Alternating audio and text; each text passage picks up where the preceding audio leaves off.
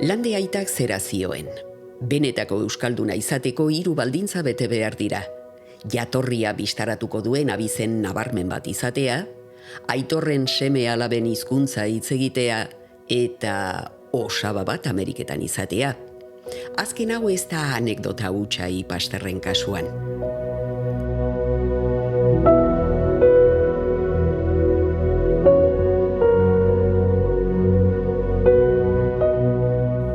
Mende terdian zehar, 1830 eta 1960 artean, 1000 ipastertar inguruk emigratu zuten 5 kontinenteetan banatuak. Hala, Ipasterren edonork du osaba bat Ameriketan. Baina zergatik emigratzen zuten euskaldunek? Zelan etorri zen, handik abizue, inok hemen dizune badau, Ameriketara. Da nik esan ez hon, nahi gizunari baietz. Ze orduen, hau zan txarto gozie, da miseri zeun zan hemen, dana razionamenduen. Da orduene, asko jungo zan hemendik, libro hon bazan aldekoan hemendik. Bate diktadurin azpizen, bestetik gozie. Honetan bazarrizetan gitzitsua beha, herri hondizetan ondize gozie. Da ni alan junitzen, hemendik aldetik etxik. 61 junitzeni. De hemen biharrak gitxi, eta nire gizonak biharrin eukon Ameriketan, da hona torri, ezautu ginen, da handik urte bire etorrezen atzera, da ni eskondu amentxe, hortxe elixan, da junitzen Ameriketara orduntxe. Neure gizonak zan Amerikan jaiu. Me fui en el año 56 con un grupo de gente conocida que yo iba conociendo cuando iba a alguna oficina para averiguar. Yo era muy joven y no me gustaba estar aquí.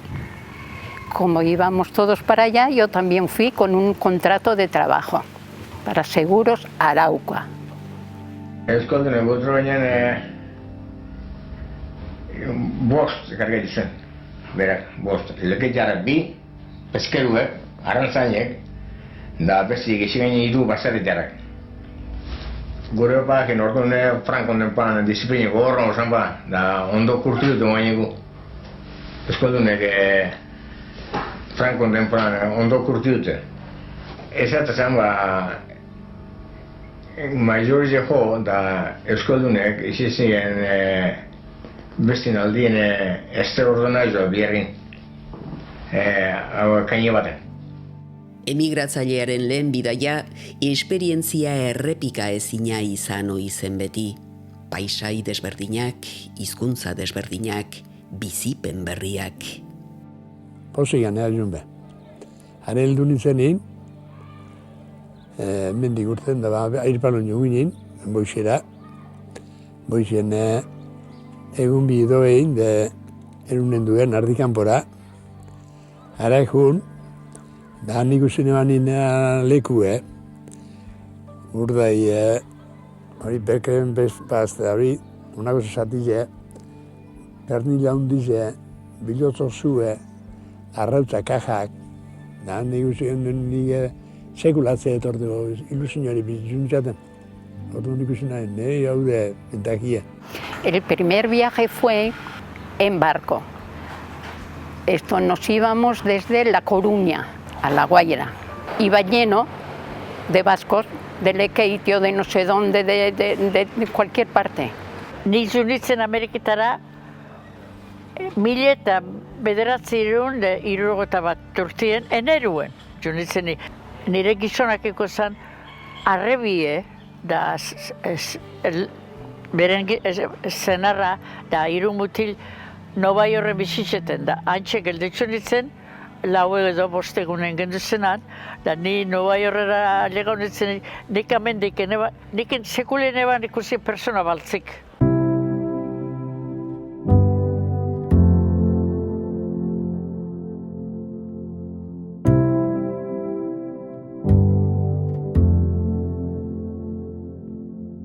Urte askoan euskal emigranteek lanik gogorrenak hautatu izan zituzten.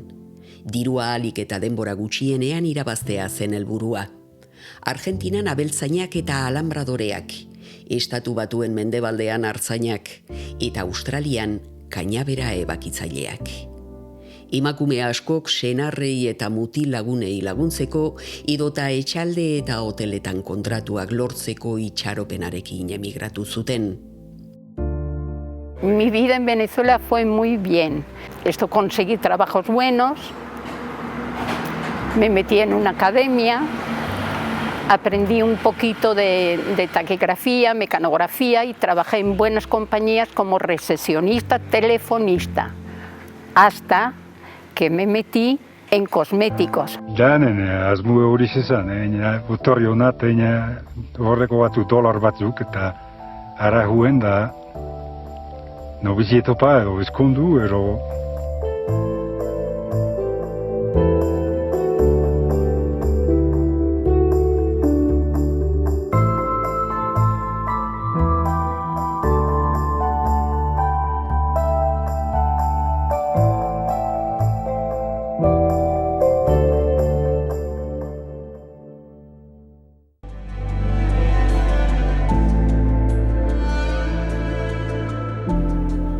Garai kolonialeko instituzioei dagokienez, 1876tik aurrera euskal emigratzaileek gaur egun euskal etxeak deitzen ditugun zentruen sare bat osatuz joan dira.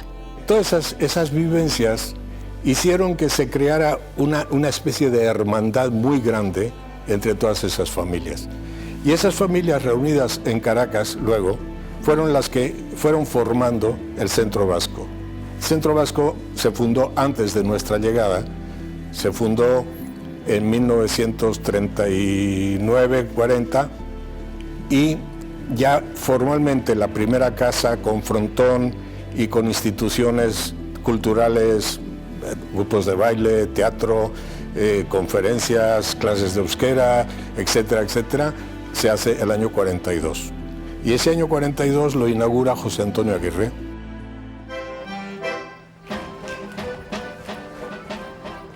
Emigrante hauek eraman zuten apurretik, hizkuntzarekin batera, bere kantu, bertso eta dantzak aipatu behar dira. Voltairek esan bezala, euskalduna Pirinioen alde bietan kantatzen eta dantzatzen duen herria da. Dantzan alde egin zuten euskaldunaiek, dantzan jarraitu zuten bizi izan ziren herrialdeetan, eta kasu askotan, bere seme-alaba eta bilobei kantatzen eta dantzatzen nola jarraitu erakutsi zieten. 12 urteaz ekitzen eban soinua, hau. Frantzesaz. Berator da boiztitik nanpara, herri erakusten da, zindiot, zeili bete, harregaz. Da handik aurrera bakarrik. Eta oinkari musikiak zelan ekizidot, bai eurek ekarri do musikik ez dauan, baina eurek soinuan buruen euki eta neurik kantau eskubidugan jot. Olantxik ekizido lehenengo oinkari musikia. Lehenengotan bai batzuk, handar batzuk orduan zazuen berrota zortzitzen ia kantu zanizten, jari nornazen humik eraksteko. Da ganera beste dantaik zot hakin, hotie eta porozalda bakarrik. Arroskue, dope indu nau arroskue. Arroskua pitzu beda stoin. Per hotie eta porozalda bakarrik. Da handi gora, best oinkarzik etje dar beste dana. Eureke inje, eureke asmaute. Asmau ez, Espainia hunda kisitxe.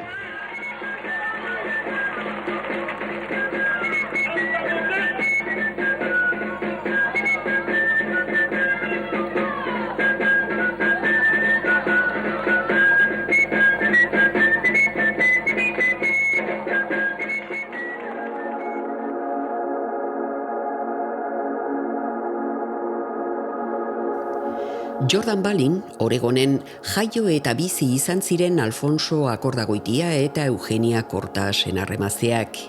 Bien gurasoak Ipastarren jaio ziren eta bikoteak kostaldeko herri honetan inoiz izan ez bazen ere, etxeko hizkuntza euskara izan zuten biek ere, bere seme-alabei transmititu ziotena, bere abizen nabarmenaz gain.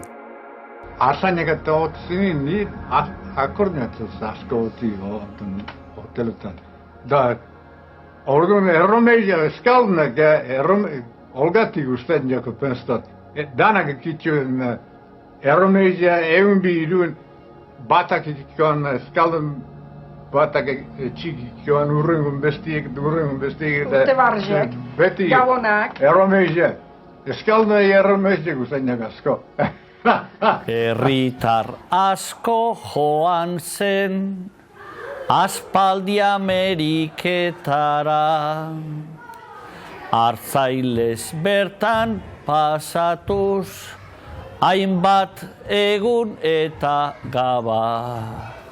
Ondorengok jaso egizue orain gure bezarkada. Nahiko denbora pasada baina asko gogoratzen gara.